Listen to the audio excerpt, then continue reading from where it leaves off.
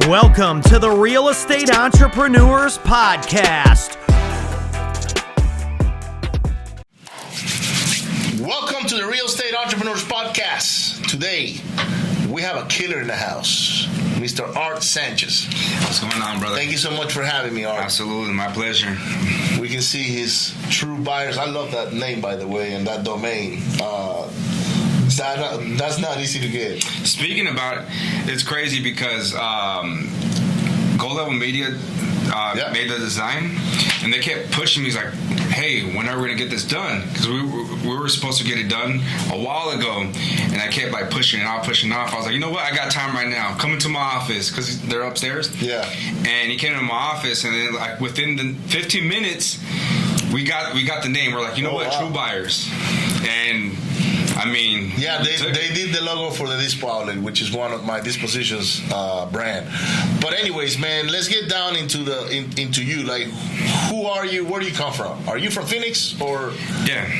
Born and raised? Yeah, I was actually born and raised in Phoenix. So for a lot of people that don't know Phoenix, I grew up in West Phoenix, which is like the ugliest place in Phoenix, which is called Maryville. And man, we grew up dirt poor, single mom. I mean, no father in our lives. And yeah, man, like I see my mom struggle, and that's what made me, hungry. What did your mom do for a living? She was actually working at our family's restaurant, which is her sister's, and she was actually working there for like 18 years, right? And then she had another job where she used to work at AutoZone. Wow. So we didn't really have a mom or dad in our lives. She was always working, yeah. She was always working, so it was really about me, my brother, and my two older sisters that used to take care of each other. Got it. And me as a kid, man, I was out in the streets. Yeah. Up to no good, man. So, that's who I am, and that's what made me the person that I am now. Yeah. So, when did you get out of there? Good question. So my mom, she got with, which is my stepfather now,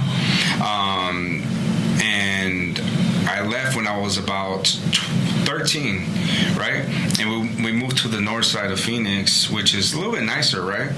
And I didn't like that area. My like what was in my DNA was like back in the back where I was from. Yeah. Right. So I used to remember that I used to take the city bus all the way to North Phoenix to the west side of Phoenix. Right. So but at age 17, I actually left my mom's house. Okay. I got with my then wife, and ever since now, like my mother-in-law, she actually gave me a roof over my head because I was 17. I didn't know where I wanted to go. I actually left my mom's house. I got in a fight with my stepdad, and it was tough, man. And and ever since then, that's when I started doing my own thing. Got it. And so tell me about what you were doing in when you were before you left 17. Like you're saying you were a bad kid, but what does a bad kid look like for you? Because I was a bad kid too, but we might have been two different bad kids. Yeah. Great question. So I remember, man, I used to be around with the gang members. Right. And now, were you part of the gang, or you were just hanging with? I was. So I started hanging around with the gang, and then I got with the gang. Right. And man, we used to do all the bad stuff, right, man? Right. Yeah, everything that gang bangers do. Yeah. Exactly. And one thing is, man, like I thank God to this day, like my wife was actually the one that saved me from like going to prison or getting killed, because I remember her like, why hang around with these guys? They're up to no good. And then at that age, I got with her, and we had a kid together, and that's when I really had to grow up. So I had to get a job, and that's 17, right? At 17, and then that's when I turned 18. I got a warehouse job, and I had to be responsible. How hard is it to leave a gang? Man, I remember. I've never been in a gang. Yeah. I know it's kind of like you got to do your things to get in the gang. Yeah. And then once you belong to depending on which gang it is, too. Yeah. There's a ton of them, right? And they all got their rules and regulations and this and that. But then one day you said, man, I can't continue to be with the gang. And if you want to step out, and I want to touch up on the subject, Art, because there's probably a lot of gangbangers out there that want to leave the gang and don't know how to get out of the gang, right? Because they might be perceived as a pussy. You're leaving the gang, you're a pussy. This and that, you're not cut out for this life, and this and that, and they use that social pressure to manipulate them to stay in, right? And if anything, I wanna do in this podcast is I want you to give the light to some of those guys that may want to make that decision to say, you know what, I want to better myself. I don't have to be a gangbanger for the rest of my life. So you had your wife. Were you guys married already, or no? It was my girlfriend at the time. Yeah, it was my girlfriend at the time, and we, she was 16, I was 18. Okay. Right. And then going back to the gang, man, it was tough trying to leave that gang because these guys were like threatening me, like, hey, listen, if you're not going to be affiliated with us, it's only one way out, right? And me, being the way I am, I'm very hard-headed. Like, I'm from the streets. It's like, you're going to threaten me. It's like, all right, it's game on. So, man, like, I really kind of stepped back and moved her out of the area. And, I mean, it was tough because I was getting threats, right, and whatnot. And like I turned my back on the gang, right? But again, it's like a lot of those guys, where they at now, right? At that time, they were doing the things. There's some of them that got killed. There's some of them that got arrested. And like I started seeing all that, but when I was really in there, it was like, you know what? I'm gonna do this for them. Like they got my back, I got their back. It's not like that. Because what happens is like, if you can't do anything for them, what happens? It's like they don't need you, right? If you get locked up, what happens? They're gonna forget about you. Most times they're gonna go ahead and try to talk to your baby mom or your wife, whoever, right? That's the type of people they are. Right? They're not good people. They got no morals. No morals whatsoever. So at a young age, I've been very blessed to like really realize that, because a lot of people don't realize that. I mean, especially at a young age. I mean, 17, 18.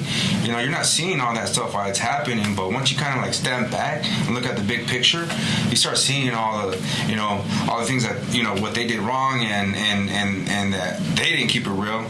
So it's like, what's the point of doing all this? So the best decision was I moved out of the area, right? I got an apartment with my wife. I ended up staying with that job I had, and man, I never looked back ever since. Now I look back, a lot of them ain't doing nothing with their lives. A lot of them are dead. A lot of them are they're locked up. And I still have some of them on my social media where they look at my social media now, they look up to me now, right?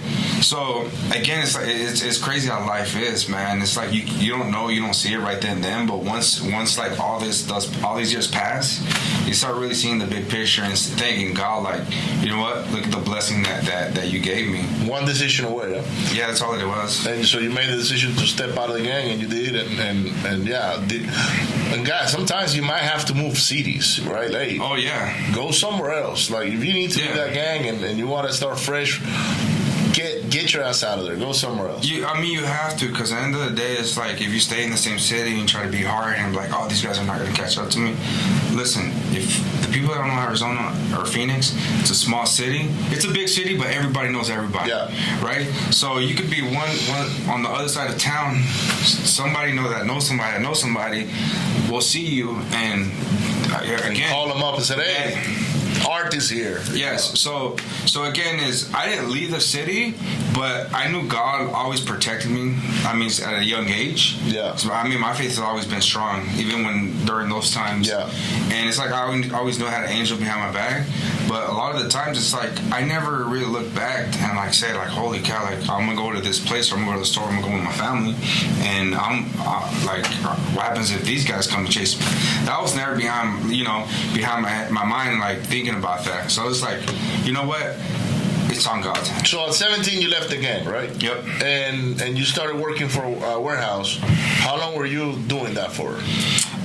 So I was the warehouse was actually, it was Wholesome Bakery.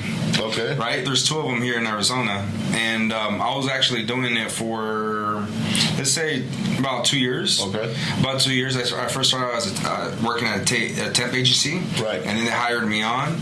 And then, 2 years on, and I was like, man, what am I going to do with this? Like, it's like nothing. Yeah. And then after that, I ended up getting another job at this vending machine company. And then I ended up working there for like 8 years. Oh, wow. Yeah, 8 years, man. But it was like off and on.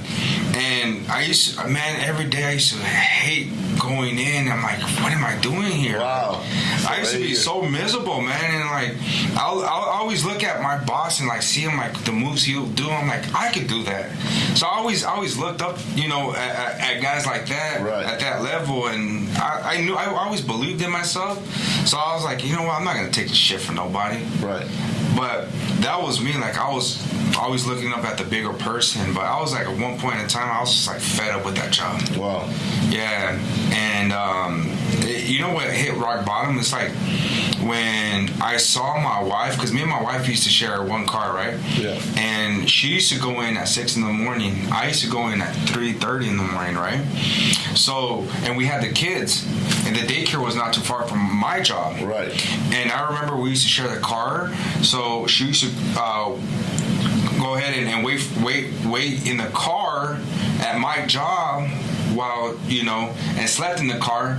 So when it was time for her to take the kids to daycare, she'll go take them, then go to the job. Right. So she used to sleep in the car during the summer and winter. With the kids. With the kids in the car. Right? So I'll go outside, peek up, poke my head outside and check up on them. And I was like looking at, like telling myself, I'm like, look at me. Like, what am I going to do? Am I going to like do this in another 5 years, 10 years? Like, yeah. That's when I really like said, you know what? This ain't it. Yeah. And yeah, man, after that, what ended up happening was like, I always been a hustler in me. There's one way, like, I have a job, but I always have the hustle. There's something on the side. That was me, right? So I was like, you know what? What's next for me? I started, flipping cars. I used to go to the car auctions and start flipping cars. And, it made good money. And, it just wasn't. It wasn't for me. Yeah, and the margins are very thin. Yeah, exactly. So we were still struggling, believe it or not. Like, we were still struggling while I was flipping cars, and I always like believed in myself, like I could do something a lot bigger than where I was at right now, at that time.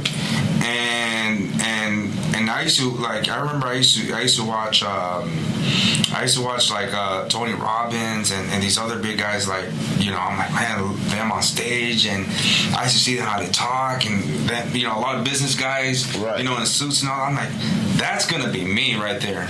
And I remember I was like, man, like guy with tattoos, right? No education, high school dropout, right? I even have a speech impediment, like, so I like all these things were running in my mind, but I always tell myself, you know what? I'm gonna overcome all this one day. Right.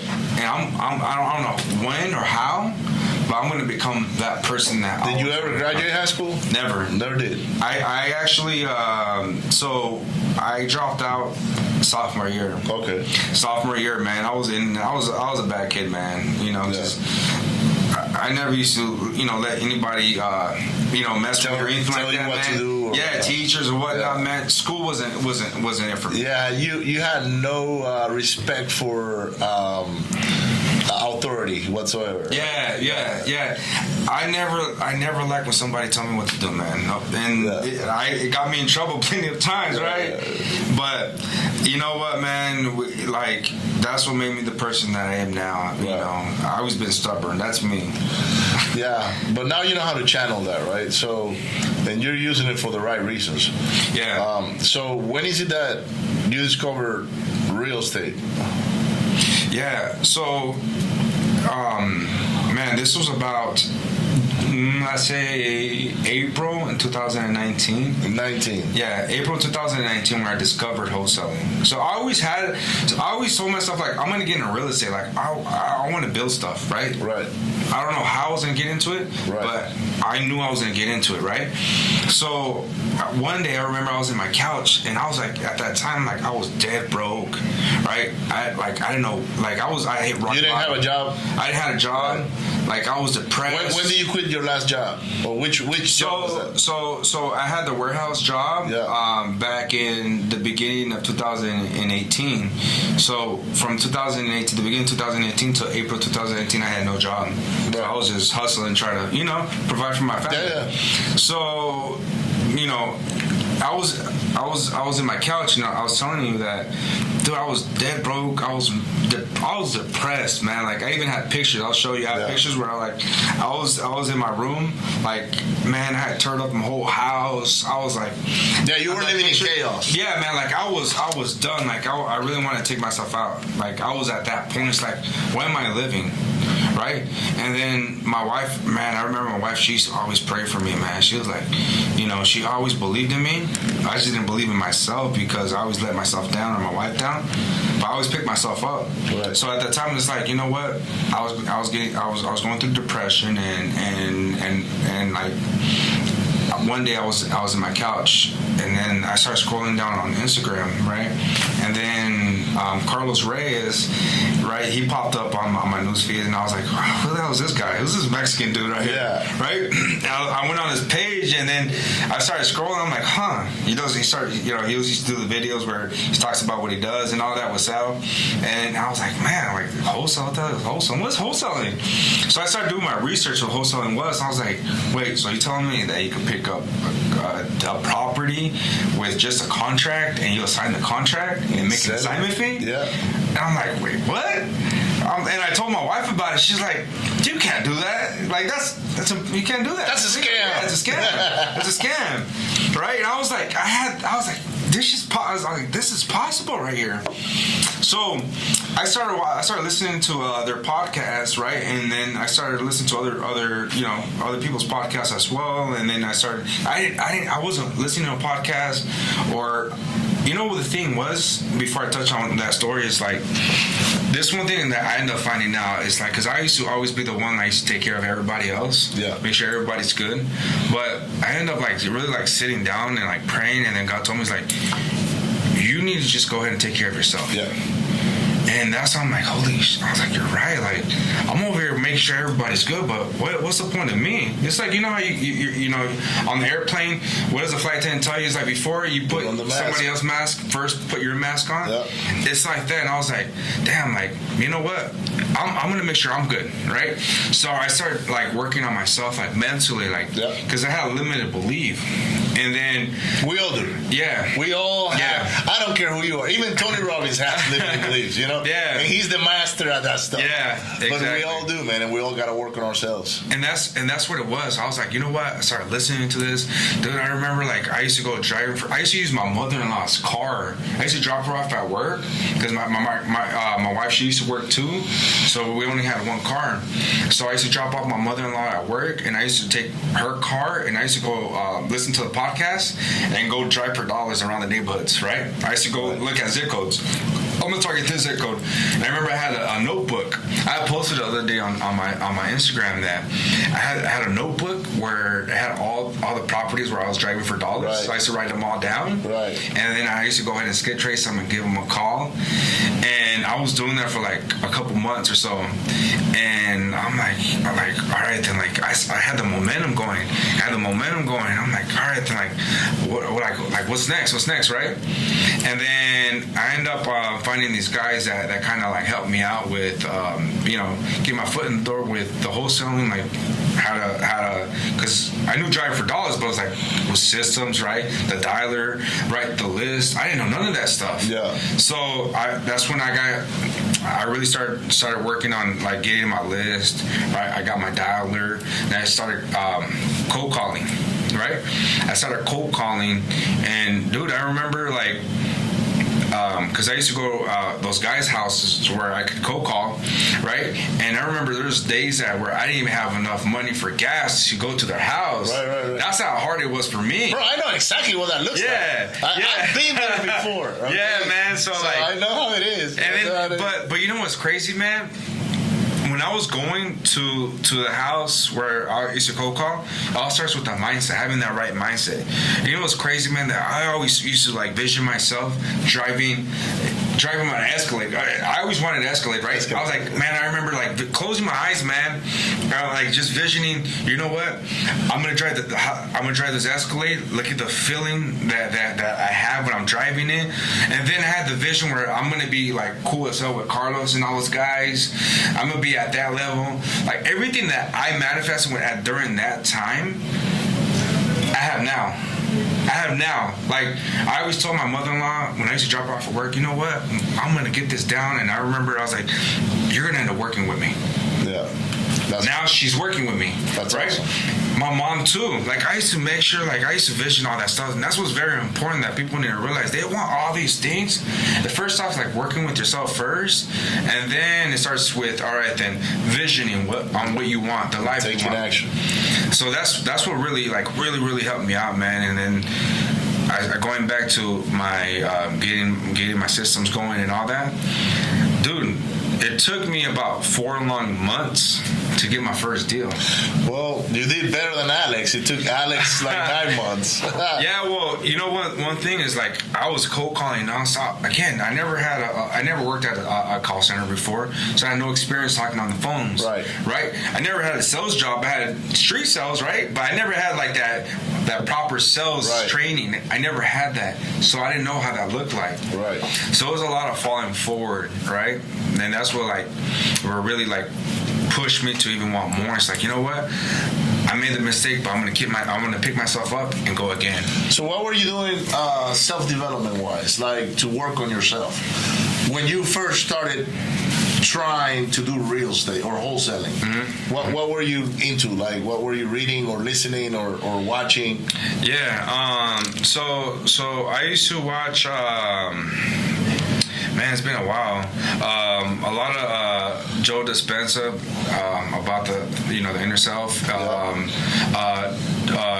Who else?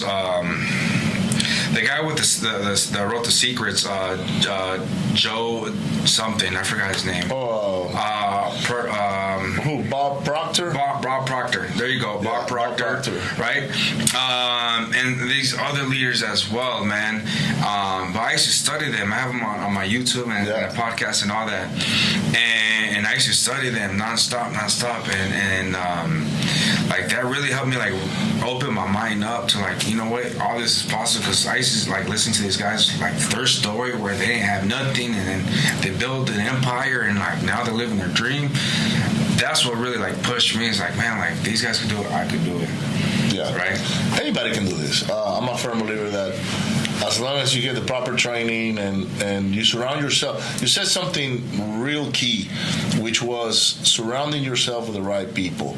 You wanted to be around Carlos and Sal and all these other guys. Yeah. And you made it a point to where you say, you know what, one day I'm going to be with those guys in their environment at their level. Mm-hmm. And that pushes you to go do whatever it takes to level up to them. Yeah. Yeah. So it's and you started in 2019. This is only 2 or 3 years ago. Yeah.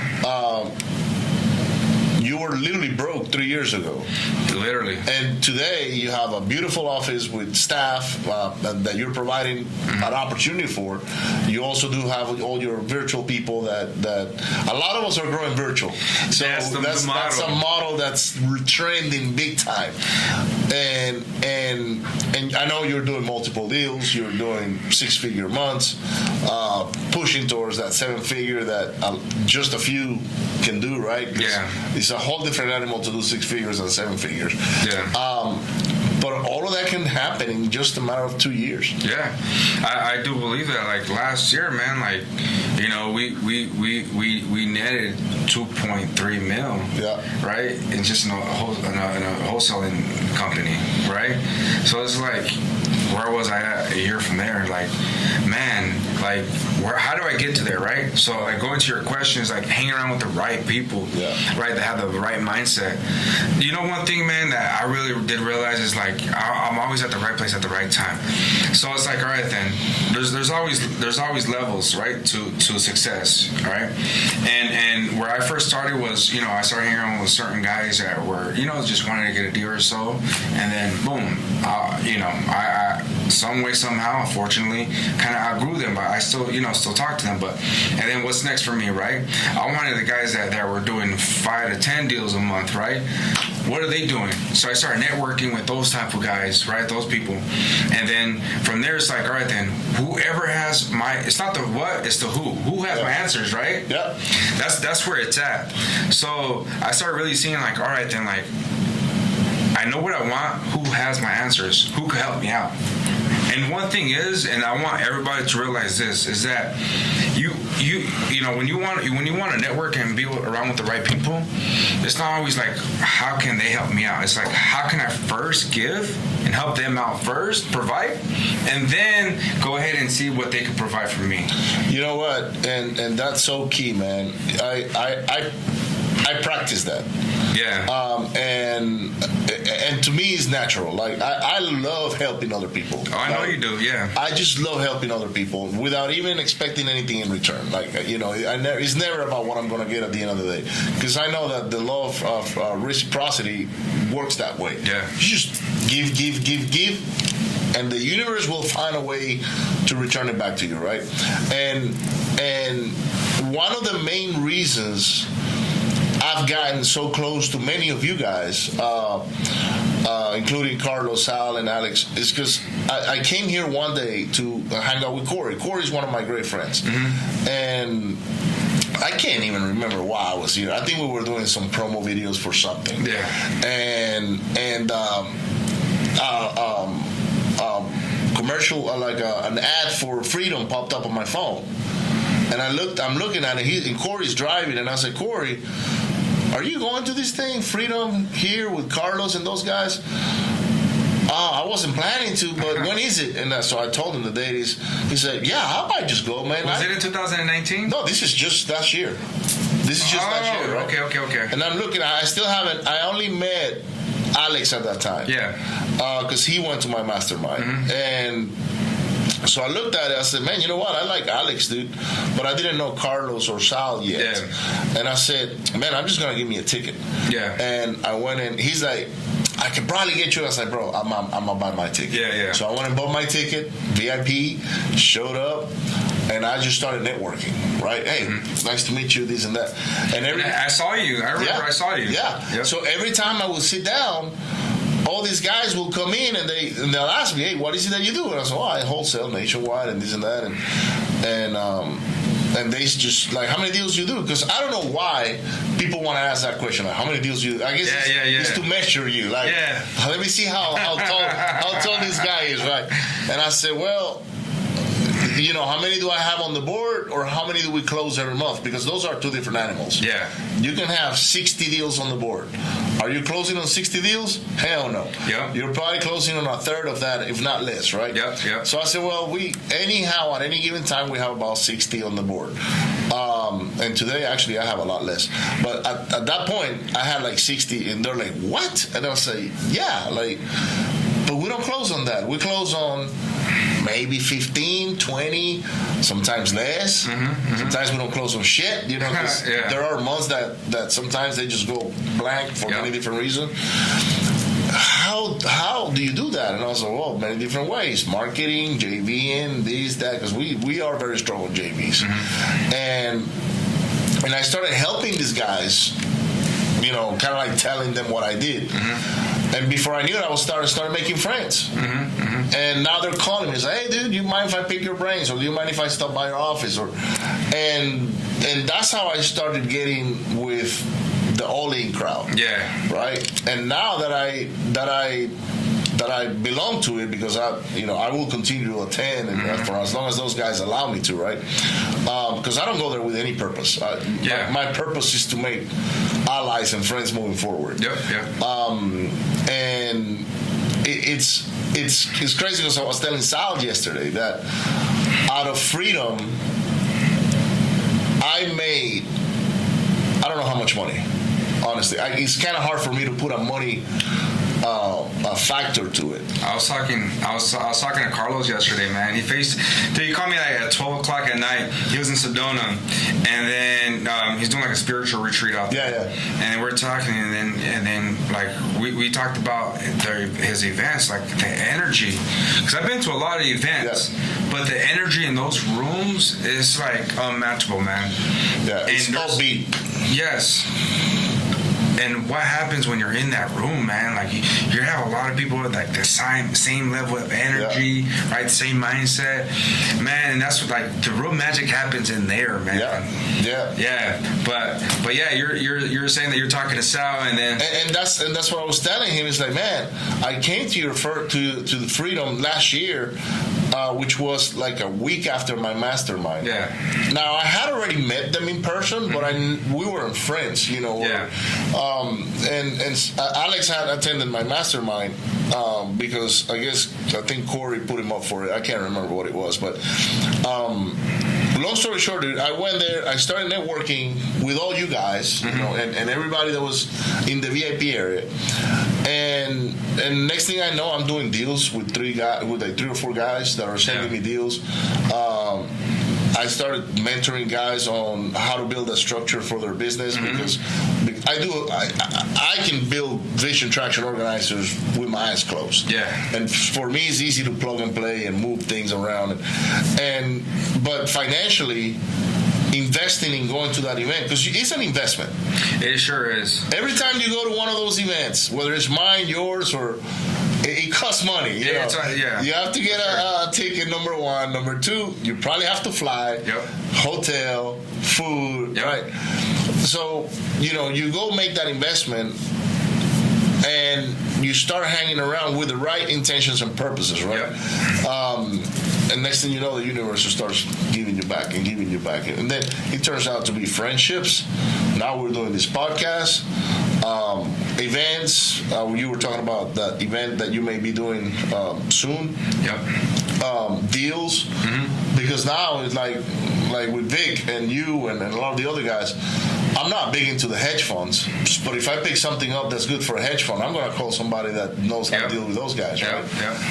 So it's amazing how the power of the network works. You know what's crazy? Let me touch on that. So first off, it first starts off with, you know, having the right mindset. Like, if you go in there with the scarcity mindset of like, you're telling me I have to spend this much to go to the event, this much for the flight, this much. But the other person, which is you and I, right? We go in there with the right mindset of like, you know what? This is all investments because you know what's the outcome.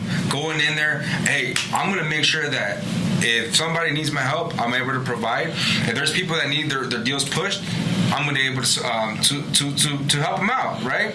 And that's what happens when you start building the right relationships. And then I go there to build friends, to build friendships.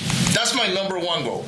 I want to make friends. Yeah. Because I know that in a room like that, we're all like-minded. We may be different. You may have tattoos. I don't, right? I've been thinking about getting some, by the way, but I don't know if I want to do that. But it's an environment where there's like-minded people, right? Yeah. And you're right, man. Going there with the right mindset. So touching on that, like I was saying, was. We started off this mastermind. It's called Collective Greatness, right? It's with 6 companies, right? And we all came from Carlos and Sal's and Alex's mentorship. Their mentorship, right? Because it's like, you know what, your vibe attracts your tribe, right? So we really, like, it first started off with me and my brother Amir, right? And then we brought in somebody else and then somebody else. Now we all move together, right? And that's what's very powerful, that we help each other out, right? One way or another, okay? Nobody's getting left behind, right? Same strategy, same everything. And that's one thing, is like, we're all givers. We all started off with, you know what, how can I help you out first, right? And you know what, man, like, it's crazy because I always vision like having that type of relationships, right? I just didn't know how or when that was able to happen. But you know how much years I cut off and everybody in that circle cut off? You know it because you have that circle too. And that's very important, is hang around with the right, like-minded people that push each other even further. And that's one thing about us that I'm telling you, man, we're barely getting things started, but this is just the beginning for us. So whose idea was to start that group? So it first started off with me and Amir. Yeah. Helali, he's out in Orlando, man. Yeah. This guy's a big player. And it was just me and him, right? We started working with the funds very well. And then I went to where there's I went to the in-house model. He went to the virtual model. Yeah. Right? And then after that, it's like, you know what? We're the visionaries. So we're like, all right, then let's do this. We start playing all this stuff out. And then we're like, all right, then we need somebody that's going to be able to help us out on the systems and whatnot, like the integrator. Yeah. We brought in another individual. His name's Josh, right? And after that, we brought in a guy named Angel. They're all in They're both in California, right? Angel Garcia, this guy, he's crushing it, man. And from there, we brought in Mike Martinez, and then we brought in Vic Herrera. These are all big players. Yeah. You know a lot of them. So, man, I'm telling you, we all move together. Nobody moves left. The other one person. We all move together. And that's one thing is all right, then nobody's getting left behind. All right, somebody they're struggling with their acquisition. Let's all get all our acquisitions together and let's help them out. All right, we all do trainings with them. All right, even with our transactions, we all strategize the same way. And that's one thing is man, we're cutting off a lot of years back, because it's if you don't have that group, you're struggling on something. It's combined efforts. Yes, that's all it is. You're struggling on something. What happens, man? You don't have the answers, but somebody will. Yeah. I'm one call away. When there's a problem, one call away, I call Amir or somebody else. Hey, I have this issue. Have you gone through a similar issue? Yeah, this is what you do. All right, perfect. Now, if I would have struggled and I didn't have that contact, what would have happened? I wouldn't know how to pull myself out of that situation. Man, I like what you guys are doing, because I do it, but like I was telling you earlier, it's not as structured as you have it. Yeah. And I think giving it a structure to where nobody gets left behind, and kind of like the military, right? Yes. You get shot, hey, let's carry his ass up. Yep. He's not gonna stay behind. And you guys are training y'all's teams together, interconnecting. That's pretty powerful, man. And I mean, there's more to that. It's again, going back to helping ourselves out first, because we all have a goal, is to serve. That's all of us. Yeah. We all want to make sure that we help the next person out, right? The next Art Sanchez when I was struggling, right? Right. That's what I do it for, right? And every single one of us, that's what we do it for. Right. We all have our own principles, man, and our core values as well, but we all align. That's one thing about it's powerful how we move, man. Yeah. Yeah. And I think if you guys really, really focus on and providing that value not only for yourselves but for other people, you guys will grow substantially, big time. Yeah. Because it's you all come from the same family basically. Mm-hmm. It's a sub-family is what I call it. Yeah. So you have the all-in guys, and then now you guys are creating your own movement. We work together very well too. Us, the all-in guys, and us, we all work together as well. Well, it's the same. Yep. At the end of the day, you're still part of that family, right? Yep. So it's no different. It's just that you guys are moving in like a lateral direction, right? Yeah. And you're working, and that's what I love so much about not only what you guys are doing, but what the all-in guys are all about, is because it's an abundance mindset. That's all it is, man. It's not about the all-in guys only. You follow me? Yeah. So you know what? You guys go build your own stuff too. Yeah. And it's impressive how the ramification is growing now, because they planted those seeds. Yep. They helped you guys out. Mm-hmm. Yeah, you did pay for mentorships and things like that, and being on their mastermind and all that. But that's how you were able to level up so fast. One thing, man, when you going to the mastermind, right? It's you're paying for an investment. Mm-hmm. A lot of people are yes, I'm going in there, I want to learn things. But you know what the major part of joining a mentorship is finding your allies. Yep. All right, networking. That's where it's truly at right there, and that's what man. I'm telling you now, like when I'm putting myself out there, I'm going to more masterminds. It's like, yes, I want to get the value, but I want to build more connections. Just like what you said. Yep. That's the way I'm seeing it now. Yeah, I told Alex yesterday that because he told me about their first event. Yeah. And how in that first event he had a bunch of guys like Donovan Ruffin, Didi, all these guys that are playing on a higher level today, right? And I said, man, I didn't hear about that event back then. I would have been the first guy to show up because I was transitioning from being a rehabber into a wholesaler. Yeah. And yeah, I did have all the Sean Terry stuff, like the 100K wholesaler. But I didn't really, get anything else. I was just following some certain structures that he had. But I think if I would have attended that event in I think it was 2018 or 18. My recovery would have been a lot quicker. Yeah, sure. Because I would have been surrounded with the right circle. In Houston, the one thing that I've seen different from Phoenix, from the rest of the country, is that here, you guys are collaborating because there is an abundance mindset. And that spreads around, man. Yeah. And even from you guys to the other guys to Sean Terry to all these different educators, right? They still they find a way to collaborate together and help each other out, right? Yep. You don't see that anywhere else. You know, one thing that's crazy, man, and I'm pretty sure. I mean, you know this, like when it comes down to this real estate community, this wholesaling community. Man, like there's so much people that want to just help you out, and I think that's what I love about like in this. There's a lot. I mean, don't get me wrong. Like there's a lot of bad apples, right? Yeah, but I mean, but in general, what I see is that here in Phoenix, there's collaboration.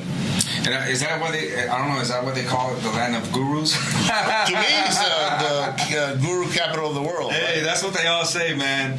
But there is collaboration. Yeah, you know what? This guy and this guy might not get along. Yeah, it's different personalities, or different egos. Yep. But in Houston, we don't have that. Like Houston is bigger than Phoenix. It's a competition, right? It's more of an ego thing. Yeah. So you try to pull people together. They bring the ego is like shout out to all the egomaniacs in Houston and everywhere else, whatever. But there are great guys out there. Yeah, for sure. A bunch of them. There's a bunch, but I think we're far away from being able to collaborate the way you guys do it here. Yeah. Now, my friends, for instance, they're in San Antonio. Michael and Charles, right? Yeah, shout out to them. Yeah, shout out to Michael and Charles. JR. Yep, JR. So I found my tribe. Too, right? Q, Donnie, a bunch of other guys in Dallas. So we sort of like collaborate, but it's at a long distance type. Yep. So, but I learn a lot from the Phoenix crowd. Yeah. Every time I come, and like yesterday, I went to that Go Giver Mastermind that Brandon Simmons put together. That's a great guy, man. He was actually in my office last week. Dude, and he's got the ability to pull all these guys. I was telling Sheik after we left, I said, man, that was a high caliber room. Yeah, I seen it, and I'm like, man, he invited me too, but man, we're taking off to Disney World today, man. We're taking the whole family with us. In California, right? No, Disney World in Florida. Oh, Disney World in Florida. We're taking the whole family, man. Awesome. We're taking everybody. So have you been there before? Never been to Disney World. We went to Disneyland plenty of times, but not Disney World. This time around, last year, so... How long are you going for? For 4 days. So... That's not enough. I know that's not enough. But you gotta go Disney, Epcot, and what's the name of the other one? I always forget. Where the Tower of whatever it is. Mm-hmm. Those are the main three. Yeah. But go early. Yeah, I know. And again, it's like, so we're going out there because of my daughter's birthday, okay, right? And then my wife's too. And I remember a year ago, we went to the All-In's Mastermind in San Diego. Right. And it was my daughter's birthday weekend. So I was like, gosh, shoot, what am I gonna do? Like, am I gonna stay out here? Am I gonna celebrate my daughter's birthday? Am I gonna go out there and do something out there with the family? So I was like, you know what? I don't know what ended up happening, man. I was like, there was something in me. I was like, just go. Take the whole family. We ended up renting an Airbnb out there, and it was my daughter's birthday. So it was like, her birthday was on Saturday, the mastermind was on Saturday, and we went out there, man. Like, that was the best decision I ever made. Wow. Let me tell you why. Because my wife, she was working her 9 to 5, right? And she was actually, at the time, she was working for this company, Wells Fargo, right? And she was working her ass off for that company, man. And she was waiting that whole week. She was waiting for a call that she was gonna receive a raise, right?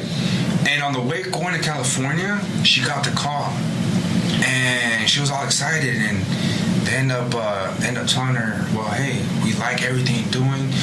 You helped us. You helped the company make so much money. They told her exactly like that. You made the company make so much money, so this is what we're gonna do for you. We're gonna give you a 75-cent raise. Man, my wife was so pissed, man. 75 cents. After what she's done, man, she went on and beyond and helped them out. Wow. And my wife was so pissed off. The car wreck going to San Diego, like, and at that time I was telling my wife, I was like, it's time to come to work for the company. Right. But she had that scarcity mindset.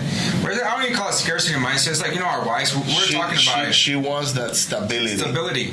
That's what it is. Stability. And the thing is, it's like, it was so hard for my wife to, like, kind of like, you know what, like, realize that, and, you know what, join the company. And I remember so we got to San Diego, right? And I remember that day that where we all finished the mastermind, and I told her, I was like, hey, come pick me up already. And we're already wrapping it up, so we're like, we're all on the table asking questions, and that's when she came in, right? And she didn't say nothing. She just walked in, sat next to me, so nobody's seen her. And when they're asking questions, so we're going all the way around, and they asked me a question, and then my wife, she asked a question. She asked Carlos. I have a video of it too. She asked Carlos. She's like, so, like, because he that was him where Sal tried to push Carlos on quitting his job, right, and working for the company, right. And my wife's like, you've been through it. How do you deal with that? Like, I want to leave my job, but I'm kind of scared on leaving my job. That's when Carlos, you know, spoke to her and everybody else in that table. It was magical, extremely magical, and like, it really hit my wife. And the whole weekend, man, like, it was really like messing with her. I was like, you know what, babe? I was like, it's time for you to go ahead and leave that job and come for us. But you know what made it easier for her was that someone else other than you gave her perspective. Yeah. Because what happens is, our wives, do you think they listen to us? Oh, no. Hell no. They do not listen to us, brother. They don't. But if they hear it from someone else, now they pay attention. Yep. Right? So yeah, it was a blessing for you guys, because now you guys are all in the business here. Yeah, so when she came back, right, we had barely gotten this office, right? So it was empty. She came in. We were doing deals, right? We weren't hitting consistently 6 figures a month. Right. When she came in, man, she took over the disposition, and I'm a closer, so I was focused on the acquisitions, right? Right. My mother-in-law's working on transactions. So I was like, you know what? Focus on dispositions. I'm gonna focus on acquisitions. Man, she took over dispositions, man.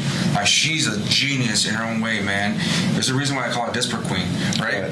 And she took our business from, like, doing about $50,000 to $60,000, $80,000 a month to, like, hitting over $100,000 a month consistently, and then doing $200,000 and then going up.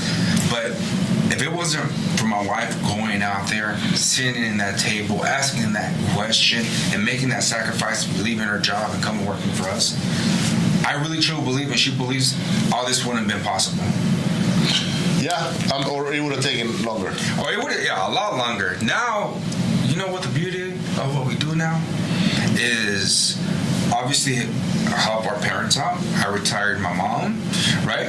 And we're traveling to places that we dreamed about when we were dead broke. We're like, you know what? We're gonna go there one day, right? But it was just a dream. It was, it costs money to do all that stuff. I didn't have money. So I always promised my wife, I was like, we're going to do all that. Man, we're going to Cancun 3-4 times a year. We went to Barbados about 2 months ago. I just came back from Cancun. We're going to Disney World today. Like, that's what financial freedom's all about. Yeah. And then going back into, all right then, remember what I was talking about? We switched from the in-house acquisition model to the virtual. That's been the best decision I ever made, man. And you know this. Yeah. So we just did it. So I mean, a lot of people don't believe in that model. But I'll tell you one thing, guys. It's like it's low cost. These acquisitions, they're willing to work their asses off. They are. They're coachable, right? And again, it's like you don't have to babysit them as much as you'll babysit in-house. So it's really like, all right, then let's plug and play. You have the full virtual acquisitions, and the one thing I found out about the virtual model or the virtual team members, I'm gonna call them like that. Yep. Because to me, in my team, I don't like calling them VAs. I don't do that either. Like so I do have a VA company. It's called Top of the Line VA. Nice. But now I'm thinking about maybe I need to change that VA name because I don't like it. I like it to be a team member because these guys that I have overseas now, they appreciate a lot more the opportunity they have in their hands. That 99% of the people that have been in my office before, and I want them to get paid as much as they can now because they sweat your colors. Yeah. That's their blood now, and they're looking for ways to make it better. And they ask me questions like when I do my calls on acquisitions, which is what I'm training. This post for me, that's easy. We got that figured out. Yeah. But the acquisitions is where I had a little flat tire in the last few months, and many different reasons. Me as well. Yeah. Yeah. So and even Alex, he's got a flat tire right now on the baseball side. So I just told him, dude, just get some VAs, bro. Like I'm telling you, like in-house is good. A lot of people are starting to see like all these gurus, right? Have the in-house full pack office. I'm telling you one thing. It's great, but once you have like switched to the virtual model and have those team members like you're saying, man, I'm telling you, now you could scale on a different level. At a different level. Why? Because it's very low cost, right? So there's the reason why I'm doing this. Like if for three acquisitions, virtual will cost me one acquisition in-house. Yeah. So again, it's like I'm getting great results, and now I'm like, man, like I should have done this a long time ago when Amir was pushing me, like, hey, like go virtual. So again, like that's why I wanted to touch on that. It's like that's the reason why I'm like I could be out anywhere I want to be because that's another thing. You can go travel and your business runs. Yep. Because those guys are getting on leads. Can you probably disconnect yourself 100% from your business today? No. But you're not far from it. Yep, I'm not far. Because once those guys are done, you see, I thought I was ready last year. Mm-hmm. Like, and you've seen me all over, right? And, I thought I had in place someone that I was going to pretty much hand over the keys. That wasn't the case. It didn't work out for him or for me. Yeah. So, but I would say I'm 90% there because I had a little flat tire, the acquisition side. Yep. I stopped all my lead generation completely in, I would say it was middle of December maybe. I stopped it and I said, hold on a second.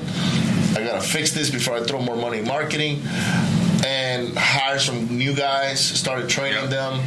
And I started training them under my old guy. Yeah, I remember you told me about him, And I would say, Shane, go ahead and train these guys. And he started doing some trainings, but he held them back.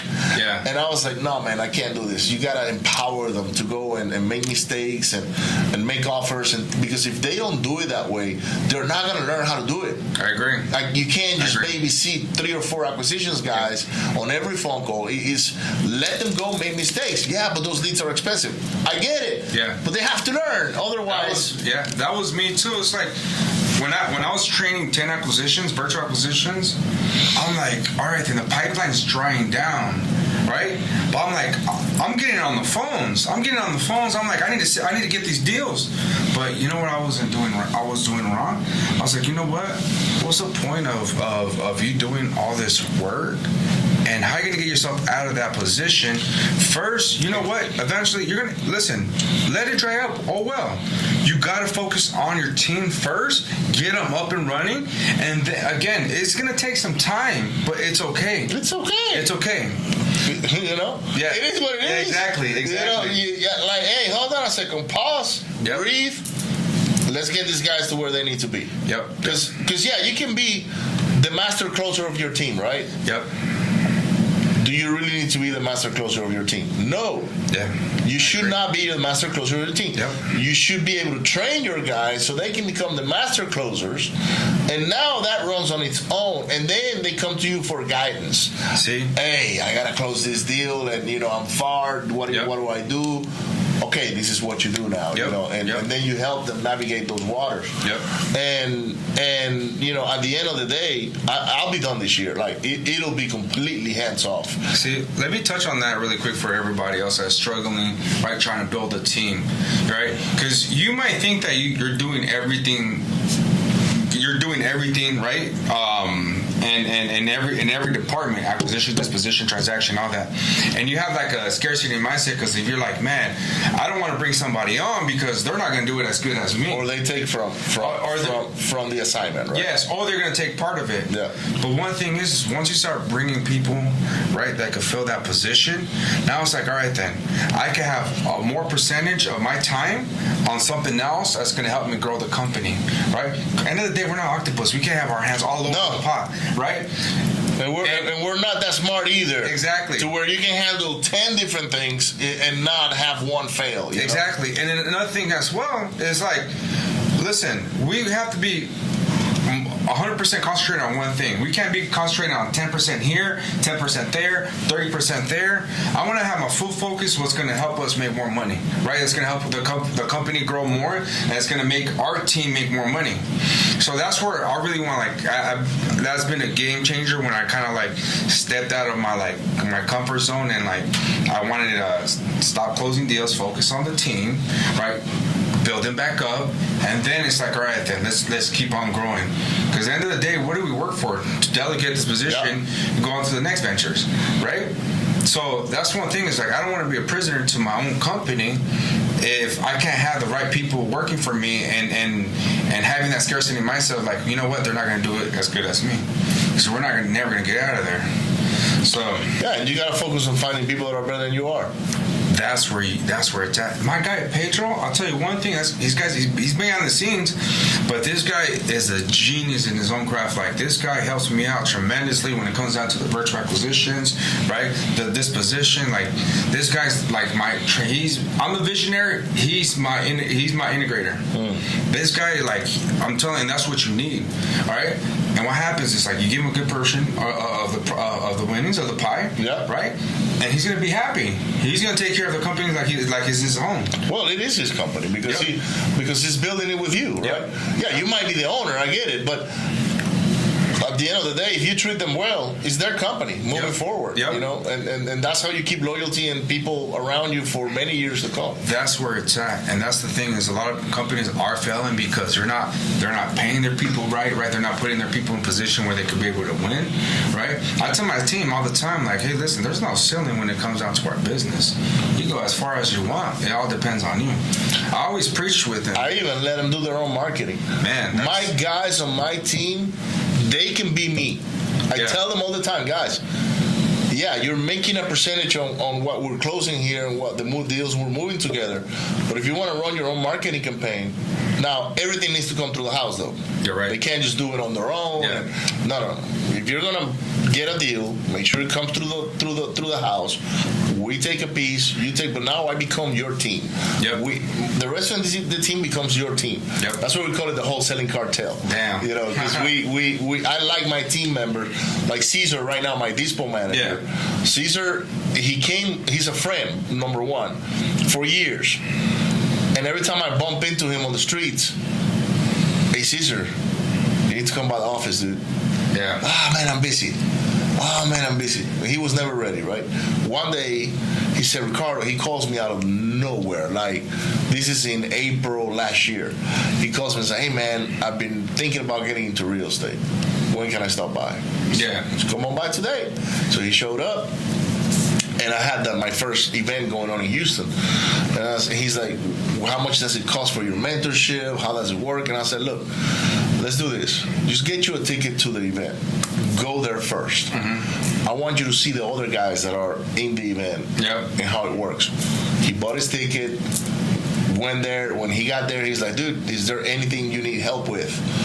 Sure, let's rig up the stage. Let's do this, let's do that. So he started helping me with all of that, right? Well, long story short, man, as soon as the event was over, he's like, all right, what do I do next? I said, next you go to the office on Monday, dude. Let's go talk about how we can work this out, right?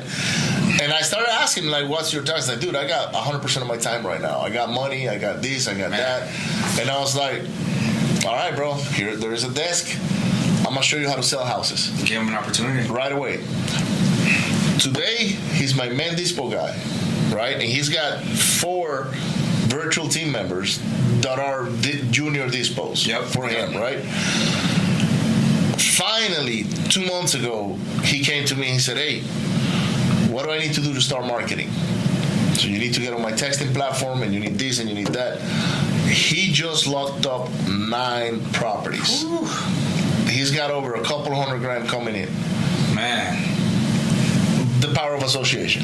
That's all it is. That's all it is, man.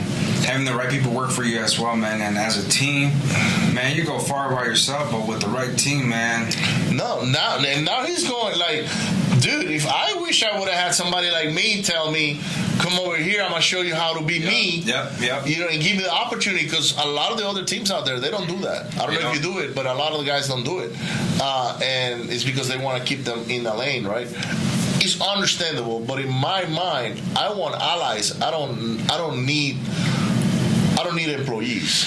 I want allies. I agree. And the further they go, the further I go. And that's where I had that mistake happen in the early stages when I was building a team, where I was like, I seen them as a team member, like treating them as an employee, right? And the thing is, what happens is like, if you don't put them in a position where they can make more money, right? They're gonna end up going around your back sometimes, right? Or they're gonna leave, or leave, or go in. You know how many acquisitions I left from my office? Yeah, they started wholesaling, and now you train them. You train them for free. I gave them the blueprint. You pay them to train them. Yeah, that's all it is. Right. That's all it is. So that's one thing. It's like, man, put people in a position where they can make money, right, and grow with you as a team. Man, I listen, with my team members, I always talk about, like, you know what? Forget about my goal. What's your goal? Yeah. Right?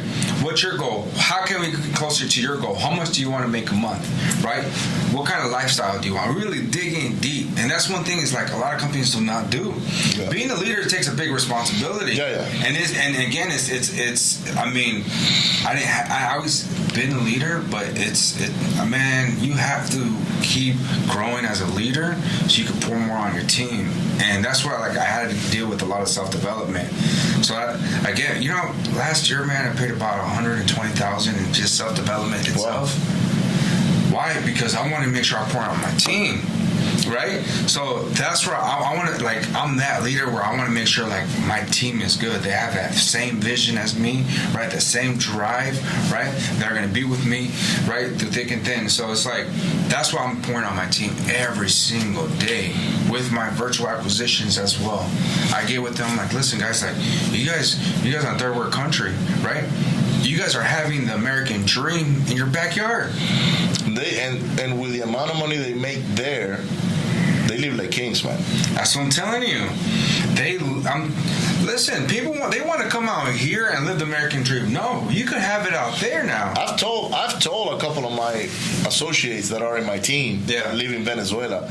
They in their head, I want to go to the U.S. I said, look, I don't know who the hell put that in your head, but where you are with the amount of money you're making now and the more money that you will make in the future, why come here? It makes no sense. Yep. It makes no sense because, and then I started doing the comparisons. It's like, look, what do you pay for your house in Venezuela? There's most of my people are in Venezuela, right?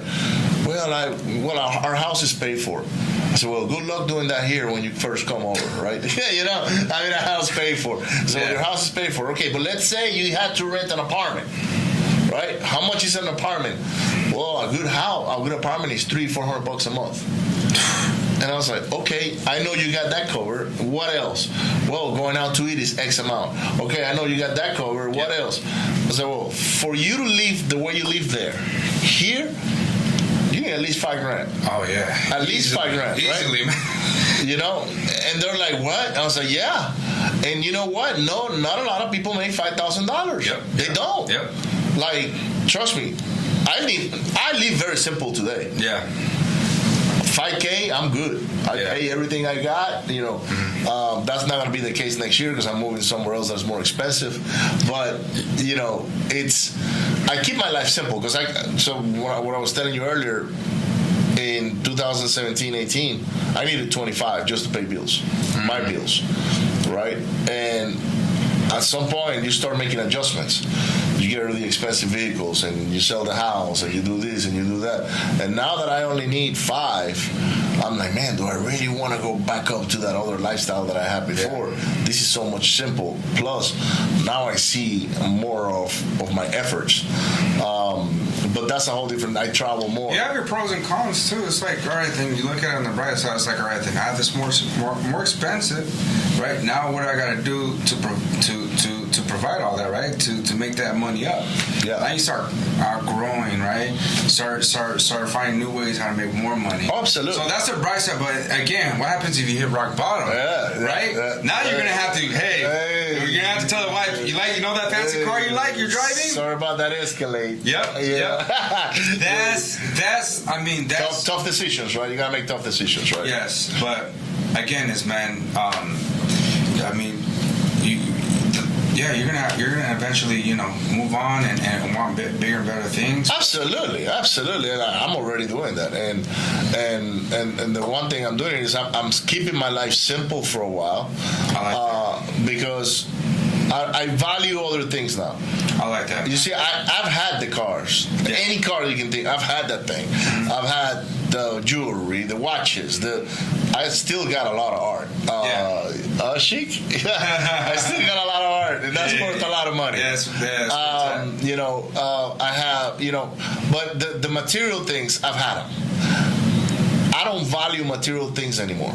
That's like I used to. Now, do I want to live in a good neighborhood? Absolutely. Mm-hmm. Do I value living in a good neighborhood? Yes, because I know my kids are surrounded by other kids that are kind of like within the same, status, I would say, right? Good schools, good, So I value all of that, but it's not a priority for me anymore. I mean, it was at one point. Yeah, I was chasing that. Mm-hmm. I was chasing the cars, the house. So the shiny object syndrome, right? All that. Well, it's not shiny object. It's more of a. It's just to feed your ego. Your ego, because every time you buy, I love watches. We got watches, right? Yeah. So every time you buy a watch, it makes you feel good, right? It makes you feel great. But are you buying that watch for you, or so people can see what you got on your wrist? That's a great way to put it. Yeah. Right? And I had this conversation with Corey. Corey knows nothing about watches, right? Very simple guy. Very simple. And he can wear whatever the hell. I know. I know. But I was telling him, I'm looking at his wrist. I was like, Corey, bro, come on, let me help you, bro. Let me get you some on your wrist. And he's like, well, I don't know, So I was like, well, Corey, there's something, right? And related to watches. I was telling them about different brands, right? And I said, you get a Rolex, that's the most commercial watch there is. Yep. And everybody knows what that looks like. and that's the only one that holds value big time. Like you buy like a Hublot or something, those things lose value. It's not a depreciation asset. These things depreciate. Not a Rolex. So, Rolex keeps value. What is that? That's a Hublot. That's a Hublot right there. Yeah, but this is brand new. It's 25 G's. Rolex keep rising. They man. keep rising. They keep rising. It's a supply and demand right now. That's where. No, it's an investment. A Rolex is an investment. A Hublot is not. Yeah. A Hublot is more of a fancy thing, right? Mm-hmm. But I was telling him, I said, now you go get an AP. Oh, okay. That keeps value as well. Yep. But this is what an AP or a Patek Philippe or something like that gives you. When you show up at a country club, and it's 4 of us, they see Art with a Rolex, they see me with a Hublot, and now they see Corey with an AP, they value you more. And the guy that knows about watches will value you more than they will value Art or myself. That's what a lot of successful people have in common, man. It's like the watches. Like, again, it's like, for me, this right here is a trophy, right? It's a trophy. It's a trophy, right? Get it. And the thing is, man, it's like, you gotta have the right watches. I mean, and be in the right rooms, man. Because again, this is what's gonna. People see all this stuff. Oh yeah. Right. If they see a guy that just has a simple regular watch, then somebody like you mentioned, somebody that has an AP, right? They're gonna be like, "But who's this guy and what does he do?" Yeah, that's exactly where I'm going. Like, he's wearing 75 grand on his arm. Yep. What is that? Or 50 grand or whatever, because most people that are into watches, they understand that. Yep. But anyhow, man, this is a great conversation, bro. Thank you so much for having me. Absolutely. Dude, we could have went for 3 hours easily. I don't know how long we were on it. And I just want to say something, man. And for the audience, it's like, this is my first interview. Oh, wow. I've been in the game for a while, right? But this is my first actual interview, and I appreciate it, man, that you gave me an opportunity to speak, to your audience. Absolutely, man, absolutely. And again, hey, listen, we're going to share the same stages, man, and we're going to grow. But how do people get in contact with you? Listen, you can find me on Instagram at CEO Art Sanchez. All right, Facebook Art Sanchez. But go ahead and look me up, guys. Listen, I'm a guy that if you come to me with a question, I'm going to make sure I DM you back with a response. That's the type of guy I am, man. Awesome. Don't forget to hit share, like and subscribe, guys. The Real Estate Entrepreneurs Event and Mastermind at 10 Growth is going to happen May 27th, 28th in Austin, Texas. We already picked a location. We're negotiating with the hotel, and I'm looking forward to see you there. Bye.